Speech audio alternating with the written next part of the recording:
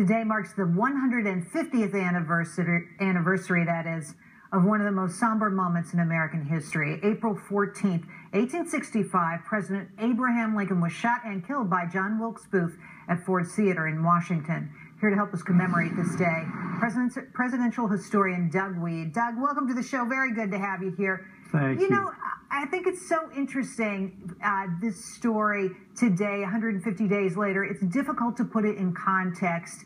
Talk to us about how to think about this and what it meant. This was a turning point for us in America, and Lincoln immediately became a saint. The deification of Lincoln began almost immediately, and I think what we miss is that he wasn't a saint before this moment. He was ridiculed, almost didn't win his re-election, was considered very quaint, not tasteful. So the real genius began to emerge after this assassination. And yet he led us through, my goodness, the Civil War, one of the most contentious and difficult periods of our history. What if he had lived? What would have been different? Yeah, I think the one good way to understand Lincoln is Daniel Chester French, who was the sculptor who designed the Lincoln we see in the Lincoln Memorial. One of Lincoln's hands is in a fist, the other one is reaching out with an open palm. And French, who just literally lived with Lincoln in his mind as he created that sculpture, he was trying to show that Lincoln was tough, he was a killer, in that more men died on his watch as president than any other president in American history, and yet he was compassionate, ready to heal and forgive the South and bring the nation to unity. And this is a good illustration of the very complicated person he was.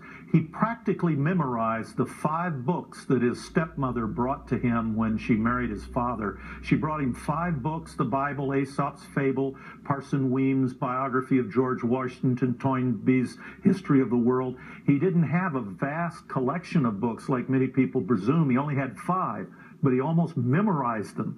And much of his life you can see from those books. And my understanding is he studied those in candlelight. I mean, talk about a difficult growing up. But tell us, what do you think he was like as a person? Would we recognize that man today from the history books? He had a great sense of humor. He would, as a young man, he would go to church.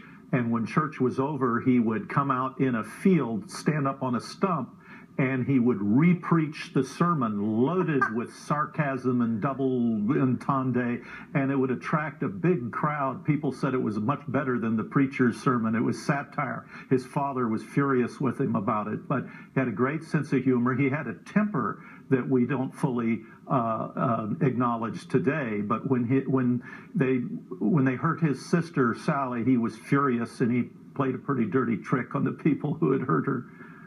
Wow. You know, it's a side of Lincoln we've never heard before. Is there anything we should take away today? Anything about his life we should remember and commemorate? What strikes me is his mother, his stepmother. We often talk of the wicked stepmother. This was the angel stepmother, and it's a great story for stepmothers all over the world. Lincoln told his law partner, if we can believe his law partner, "All I am or I ever hope to be, I owe to my angel mother," he called her, his stepmother. And after he was elected president, he went to see her because he wanted to meet someone who loved him as a person and not what he had become and was seeking office. And she hugged him at the door. She was weeping. A Chicago Tribune reporter was there to hear her say, "They're going to kill you, son. They're going to kill you in Washington." And he just hugged his stepmother and said, now, it's going to be okay. But she had a premonition. She knew in her heart, this is the last time I'm going to see my boy. Wow. Doug Wead, great conversation. Thanks for coming on the show tonight. Thank you, Jerry.